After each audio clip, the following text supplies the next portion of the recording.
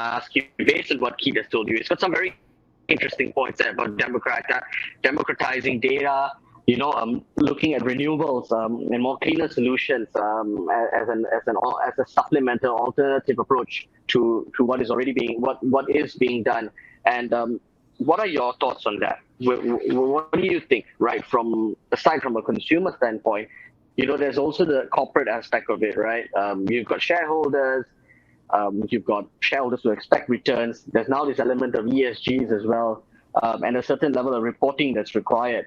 Now, but where do you see this coming in as an obstacle towards all the things that we've just mentioned, right? The sharing, the democratizing, the incentivizing. I'm sure it kills the profits, and shareholders want to see profits. Yeah, I do believe that the first step to solve any problem, the first step really is recognize that we have one. And we are in the industry that was one of the bad actors for the environment at all. Yeah. And I don't believe that we need to rely on governments to make things happen.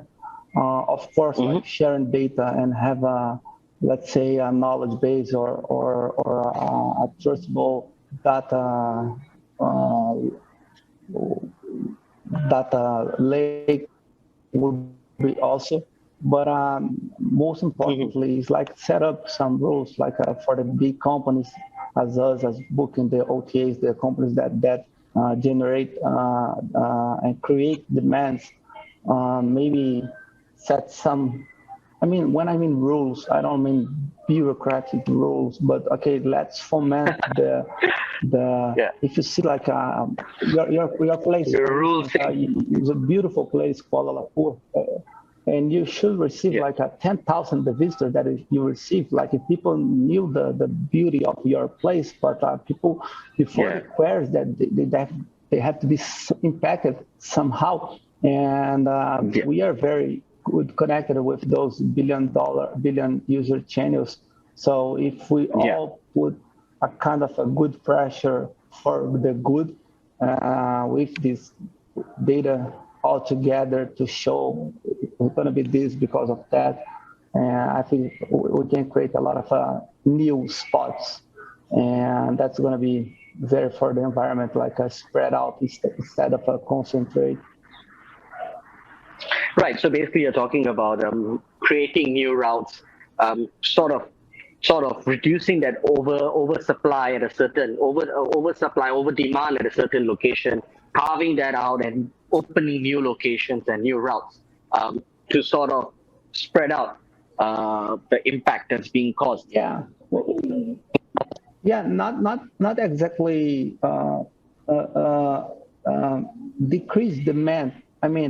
I don't know if you are Real Madrid or Barcelona, but on Real Madrid field, they can't play every day on the grass. They take care of the grass.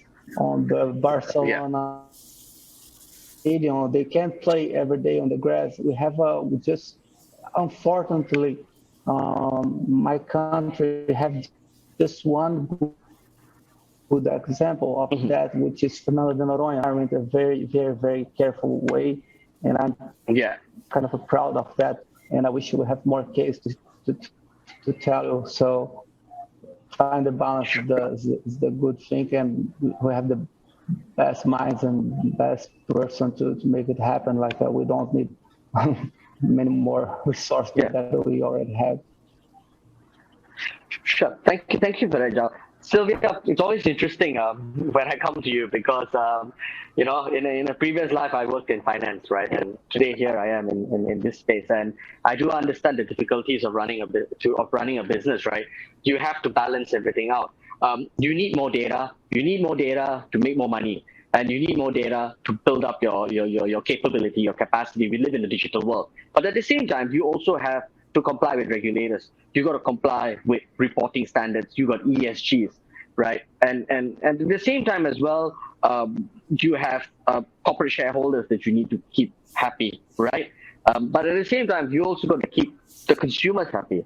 So as a business, as a large business like yours, right? Where is the equilibrium where is that sweet spot in ensuring that you can actually move forward and not only remain sustainable, it's also remaining sustainable from a commercial perspective, right, without losing any revenue. It's functioning in a way that I think we are all called to do, which is to work towards the collective good, to use data for good. That is what it has called us to do. If we achieve, we live in a much more transparent, open source, commercial reality as well as society. In order to, which what our shareholders wanted, to go back to sailing in